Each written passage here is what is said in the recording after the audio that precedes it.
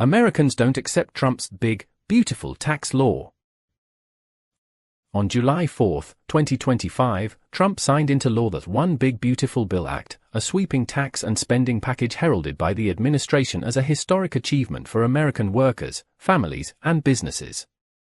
The legislation, which extends and expands the 2017 Tax Cuts and Jobs Act, introduces new tax breaks, increases funding for border security, and makes significant cuts to social safety net programs. The One Big Beautiful Bill Act is a multifaceted piece of legislation that combines tax cuts, spending increases and reductions in federal programs. However, despite the administration's enthusiastic promotion, recent polling indicates that Americans are deeply divided on the law, with many expressing skepticism about its benefits and concerns about its long-term consequences.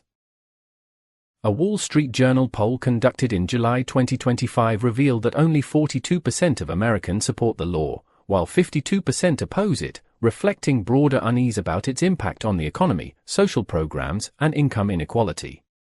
The cornerstone of the bill is the permanent extension of the 2017 Tax Cuts and Jobs Act, which was set to expire at the end of 2025. This extension maintains lower tax brackets, higher standard deductions, and other provisions that broadly reduce taxes for individuals and corporations. The law provides a temporary $25,000 annual deduction for tipped workers, effective through 2028. This applies to workers in industries like food service and cosmetics but excludes undocumented workers and phases out for incomes above $150,000 for single filers or $300,000 for joint filers. A $6,000 bonus deduction for Americans aged 65 and older, intended to reduce or eliminate taxes on Social Security benefits for many. This deduction phases out for individuals with incomes over $75,000 or couples over $150,000 and expires in 2028. The maximum child tax credit rises from $2,000 to $2,200 per child, with the Senate version requiring only one parent to have a Social Security number. State and local tax, SALT, deduction cap, previously set at $10,000, increases to $40,000 through 2029, benefiting residents of high-tax states like New York and California. The cap reverts to $10,000 in 2030. Temporary deductions include up to $12,500 for overtime pay and deductions for auto loan interest, both expiring in 2028. The estate tax exemption increases to $15 million for individuals and $30 million for couples, indexed for inflation, providing significant relief for wealthy estates. A new tax advantage savings account for newborns, allowing contributions up to $5,000 annually, with earnings growing tax deferred. The bill allocates substantial funds for priorities aligned with Trump's campaign promises. Over $46.5 billion for border wall construction, $45 billion for immigrant detention capacity, and $30 billion for hiring and training Border Patrol and ICE agents to support mass deportations. Investments in naval fleets, the U.S. Coast Guard, and Arctic security, including $9 billion for icebreakers. The bill incorporates elements of a stalled farm bill, increasing subsidies for large producers of crops like corn, soybeans, and cotton, and removing income caps for certain subsidies. To offset the tax cuts and new spending, the legislation includes significant reductions to social programs. The bill imposes work requirements for childless adults and increases eligibility checks to every 6 months, potentially leading to 11.8 million Americans losing health coverage by 2034, according to the Congressional Budget Office, CBO. It also restricts states' ability to use provider taxes to fund Medicaid. Supplemental Nutrition Assistance Program, SNAP, means new work requirements for adults with children over 15 and stricter eligibility rules could remove millions from SNAP, exacerbating food insecurity. The bill eliminates tax credits for electric vehicles, EVs, energy-efficient home improvements, and low-emission energy sources like wind and solar, with exceptions for nuclear power and biofuels.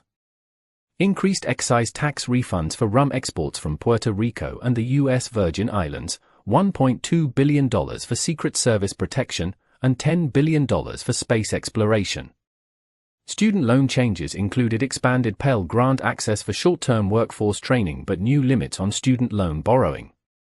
Despite the administration's claims of widespread benefits, the Wall Street Journal poll highlights significant public skepticism. Only 42% of respondents support the law, compared to 52% who oppose it. The breakdown by political affiliation is stark: 94% of Democrats, 54% of independents, and 12% of Republicans view the law negatively. Nearly 70% of respondents believe it primarily benefits the wealthy, while at least half say it harms the poor, working class, Social Security beneficiaries, Medicaid and SNAP recipients, the economy and the federal deficit. This disapproval stems from several factors. Analyses from the Congressional Budget Office and the Tax Policy Center show that the bill disproportionately benefits high earners.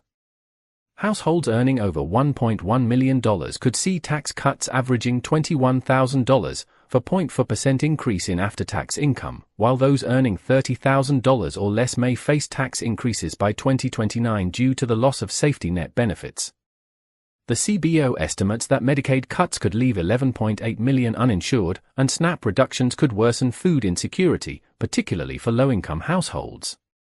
Democrats and advocacy groups like the Center for American Progress have criticized the bill as Robin Hood in reverse, arguing it takes from the poor to give to the rich. The bill is projected to add $3.3 trillion to the national debt over the next decade, according to the CBO, contradicting claims from the White House that it would have zero impact on the deficit. Independent analyses from the Penn-Wharton budget model and Moody's confirm significant deficit increases. While tax cuts for the wealthy, such as the estate tax exemption, are permanent, benefits like the senior deduction, no tax on tips, and overtime deductions are temporary, expiring in 2028. This has led to accusations that the bill prioritizes long-term gains for the rich over sustained relief for the middle and working classes. The bill has faced sharp criticism from various quarters. Billionaire Elon Musk, a former Trump supporter, called the bill a disgusting abomination, citing its $600 billion increase in the fiscal year deficit and the elimination of EV tax credits, which he argued harms future-focused industries like Tesla. Democrats, including California Governor Gavin Newsom, have labeled the bill a betrayal of working families, pointing to its cuts to Medicaid, SNAP, and clean energy programs. Newsom highlighted that by 2029, low-income earners could face tax increases, while the top 0.1% receive an average $309,000 tax cut. The American Hospital Association and independent grocers have warned that Medicaid and SNAP cuts could reduce access to healthcare and food, particularly in rural and underserved areas. The termination of clean energy tax credits has drawn criticism from environmental groups and businesses, who argue it undermines investments in renewable energy and could cost jobs in states like Georgia and Wyoming. Supporters of the bill, including the Trump administration and Republican lawmakers, argue that it delivers on campaign promises and fosters economic growth. The White House claims the bill provides an average $5,000 tax cut for Americans, with those earning $30,000 to $80,000 seeing a 15% reduction in taxes. It also touts a $1.6 trillion deficit reduction through mandatory spending cuts, though this is disputed by independent analyses. The no tax on tips and overtime deductions are framed as relief for working-class Americans, while increased farm subsidies and estate tax exemptions are seen as protecting family farms. Investments in border security, ICE, and defense are presented as critical for reclaiming national sovereignty and addressing immigration concerns. The bill's long-term implications remain contentious. The Tax Foundation estimates a 0.8% increase in long-run GDP but a $4 trillion reduction in federal revenue over a decade, increasing the deficit by $1.7 trillion on a dynamic basis. Critics argue that the bill's regressive nature, favoring the top 10% while reducing after-tax income for the poorest 10% by 3.9%, it could exacerbate income inequality. The cuts to Medicaid and SNAP may strain state budgets, forcing reductions in other areas like education or infrastructure. Moreover, the elimination of clean energy tax credits could hinder the transition to renewable energy, potentially affecting jobs and innovation in the sector. The temporary nature of many tax breaks, combined with permanent cuts to social programs, has fueled skepticism about the bill's fairness and sustainability. The public's lukewarm reception could have political consequences for Republicans, especially with midterm elections approaching in 2026. The bill's unpopularity among independents, 54% disapproval, and even some Republicans, 12% disapproval, suggests potential electoral risks. Critics like Representative Stephen Horsford argue that the bill's human costs, such as increased medical debt and food insecurity, will resonate with voters, who may hold Republicans accountable. The One Big Beautiful Bill Act represents a bold and controversial step in Trump's second-term agenda, combining significant tax cuts with deep reductions to social programs. While it delivers on campaign promises like no tax on tips and border security investments, its benefits skew heavily toward high earners, raising concerns about fairness and fiscal responsibility. It is underscored that Americans are not fully sold on the law, with many worried about its impact on the poor, the deficit, and essential services.